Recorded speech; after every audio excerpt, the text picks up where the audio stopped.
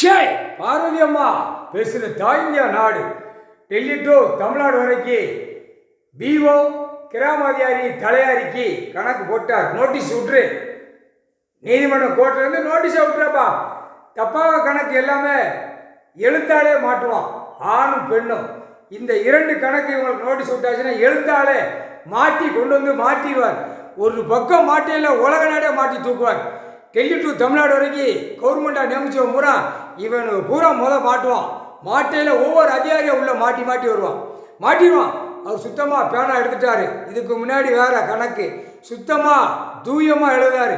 அப்போ அந்த எழுத்து தப்பு எழுதினாலும் அவன் கை கால் உதறும், கண் பார்வை செயலை இழக்கும், மூளை நரம்பு செயல் இழந்து எல்லாத்துலேயுமே இழந்து போயிடுவான். முடிஞ்சு வச்சு கணக்கு போட்டாருன்னா கணக்கே போட்ட முக்கால் சத்தியம்.